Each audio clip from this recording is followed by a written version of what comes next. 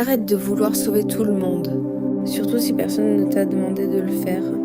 Combien de fois as-tu tendu la main à des gens de bon cœur pour te retrouver ensuite trahi, gratuitement et injustement? Réfléchissons ensemble. La première raison est simple, tout est énergie. Quand tu donnes trop aux autres, tu crées un déséquilibre. En te négligeant, tu te manques de respect. Et par effet miroir, l'autre personne finira par te manquer de respect aussi. Dans toutes tes relations, pense à l'ancienne balance avec des poids. Maintiens l'équilibre. Ainsi, la relation avec l'autre personne restera saine. Souviens-toi que Dieu, les anges, les êtres de lumière et nos défunts peuvent intervenir en un clin d'œil pour aider ceux qui sont en détresse. Pourtant, ils laissent chacun vivre ses propres épreuves, car ces moments sont essentiels pour l'apprentissage et la croissance, pour l'évolution de leurs âmes. Avant leur incarnation, ils ont décidé de vivre ce qu'ils traversent pour évoluer. Quand tu interviens pour les aider, tu perturbes leur cheminement. C'est un peu comme si tu passais au-dessus de Dieu, des anges et de l'univers. As-tu déjà réfléchi à cela? Nous sommes ici sur Terre pour nous sauver nous-mêmes. Chacun est responsable de son propre parcours. Ce n'est pas égoïste ni méchant de laisser les gens vivre ce qu'ils ont à vivre. Si l'univers permet à quelqu'un d'affronter ses défis, c'est qu'il y a une raison. Alors, lorsque tu te sens poussé à sauver quelqu'un de bon cœur, pose-toi cette question. Est-ce vraiment ce dont cette personne a besoin?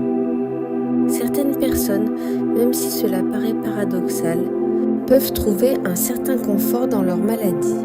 Elles reçoivent de l'aide, de l'attention et des soins, ce qui leur apporte un sentiment de valeur. Avant la maladie, on ne faisait pas attention à elles. Elles portaient tout et tout le monde. Maintenant, ceux qui les aident les maintiennent dans le confort de leur maladie. Au final, est-ce que cela les aide réellement? Certainement pas, car cette personne, au lieu de guérir et de faire les ajustements nécessaires au niveau de son âme, se complaît dans sa maladie. Alors, revenons-en à toi. En aidant cette personne qui te fait de la peine, est-ce que tu l'aides vraiment? Ou est-ce que tu nourris son besoin d'attention, ses peurs et son manque de confiance en elle? Peut-être que cette personne aime se victimiser et en l'aidant, tu l'empêches de faire face à sa réalité. Ce qui est sûr, c'est que cette personne a besoin de vivre ce qu'elle vit pour évoluer et guérir des blessures. En intervenant, tu l'empêches d'évoluer. Elle devra revivre des situations similaires jusqu'à ce qu'elle apprenne vraiment.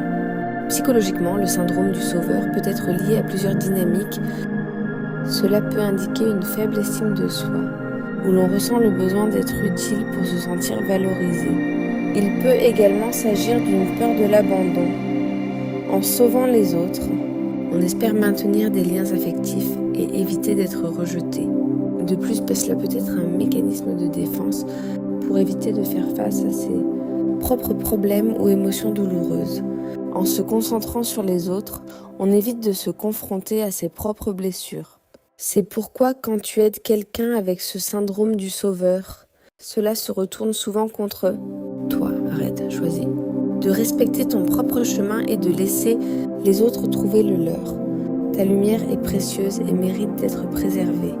Libère-toi de ce fardeau et permets aux autres de découvrir leur propre force. Tout est juste. Si Dieu n'intervient pas, si les anges ne viennent pas à la rescousse, c'est que c'est la bonne chose à faire. En voulant sauver les autres de bon cœur, demande-toi si cela ne cache pas un besoin de reconnaissance. Peut-être cherches-tu à combler un vide intérieur, à satisfaire ton enfant intérieur ou à obtenir l'approbation que tu n'as jamais reçue. Oui, tout cela est reconnu au niveau psychologique. Attention, ici nous parlons bien du syndrome du sauveur. C'est toi qui veux sauver ceux qui ne souhaitent pas se sauver. C'est différent d'aider quelqu'un qui désire réellement se sauver et te demande de l'aide. Concentre-toi sur toi-même. Tu es responsable de ta propre guérison. Enlève cette cape du syndrome du sauveur et vis pleinement ta vie. Tu verras, cela te permettra de vivre beaucoup mieux. Souviens-toi, tu es sur Terre pour toi, pour ton évolution. Si tu veux vraiment sauver des âmes, concentre-toi sur les animaux malheureux qui ont besoin de toi. Dieu, l'univers. Et les anges sont vraiment heureux lorsque tu aides ces animaux en détresse. Cela, c'est une manière juste de faire le bien sur terre. Voilà pourquoi les animaux sont reconnaissants lorsque tu les aides. Mais attention, pas à ton détriment. Les humains que tu aides avec ta cape du sauveur seront souvent au final ingrats.